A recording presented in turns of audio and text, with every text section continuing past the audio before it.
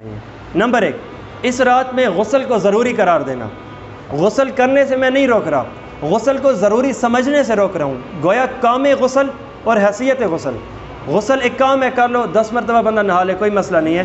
تو اس حوالے سے غسل کو ضروری سمجھنا یہ برا ہے۔ میں بھی غسل کر کے آیا ہوں، تو غسل سے منع نہیں ہے، غسل کی حیثیت سے منع ہے کہ بہت ضروری ہے، کرنا چاہیے، نہیں کرو گے تو گناہ۔ یہ سارے کے سارے ٹوپی ڈرامے غلط بات ہے، اسے چھوڑنا چاہیے، اس کے اندر کوئی ضروری نہیں ہے۔ اور قرآن نے یہ تو بتایا کہ ناپاکی پہ غسل کرو، وَإِن كُنتُمْ جُنُبًا فَطَّهَّرُوا، ناپاک ہو جاؤ غسل کر لو، بات سمجھ آتی ہے۔ لیکن یہ معاملہ کہ اسے ضروری سمجھا جائے، یہ چیز ٹھیک نہیں ہے۔ اور اس سے ہٹ کر ساری رات جاگنے کو ضروری تصور قرار دیا جائے اور یہ سمجھا جائے کہ جب تک ساری رات عبادت نہیں کریں گے تو قبول نہیں ہوگی، تو غلط ہے۔ اسی طرح چند ایک عبادتوں کو مخصوص کر لینا، یہ کرو جیسے آج کل کے غلط میسیجز چلتے ہیں، تو اس کو چھوڑنا چاہیے۔ انفرادی عبادت کو اجتماعی شکل دے دینا۔ مجھے کل ہی کال آئی ہے کہ چند ایک دعائیں ہیں، تو کیا خیال ہے لوگوں کو اکٹھا کر کے ہم کر لیں؟ میں نے کہا بالکل نہ کرو۔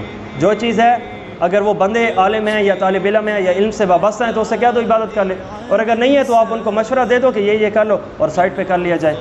اور اسی طرح مردوں اور عورتوں کا مخلوط اجتماع اور اس کے اندر عجیب معاملات، اسے بھی چھوڑنا چاہیے۔ اور حلوے جیسی یا کوئی بھی مٹھائی جیسی چیز کو پکانا اور اسے ضروری سمجھنا، یہ بھی غلط ہے، چھوڑنا چاہیے۔ تو یہ بھی غسل کی طرح ہے کہ منع یہ نہیں ہے کہ پکایا جائے، بھائی اس سے پہلے پکایا جائے، اس کے بعد پکایا جائے، کوئی مسئلہ نہیں ہے، لیکن اسے ضروری سمجھ کے پکایا جائے تو یہ چیز غلط ہے۔ جس طرح مولویوں کے ساتھ حلوہ ویسے ہی مشہور ہے، تو وہاں پہ تو مشہور ہے، یہاں پہ تو میں روکنے کی بات کر رہا ہوں، ٹھیک ہے نا۔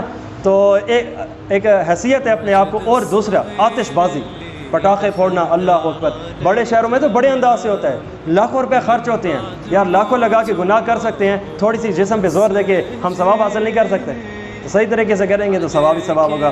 اسی طرح بیوہ عورتوں کا یہ سمجھنا کہ ان دن ہمارے خامد قبر سے اٹھ کے آئیں گے ہمارے پاس، غلط بات ہے، بےہودہ اور فضول بات ہے، اسے چھوڑنا چاہیے۔ یا اسی طرح یہ سمجھنا کہ جو مردوں کی روحیں ہیں اس رات میں آئیں گی، تو یہ غلط بات ہے۔ بعض اوقات تو بندے یہ کہتے ہیں کہ مردوں کی عیدیں ہیں، یہ جیندیاں دی عید ہے، مویاں دی عید ہے۔ میں کمال ہے یار، زندوں کی عید تو بڑی تکلیف دہ ہے، 30 دن کے روزوں کے بعد عید آتی ہے، انہاں دی عید ہی ہے، انہاں دا روزہ کتنا ہے بس، تو پھر ان کے کپڑے کہاں ہیں؟ تو یہ ساری باتیں اضافی ہیں، تو جو کرنے کے کام ہے وہ بندہ کر لے، اضافیاں چھوڑ دینے چاہیے۔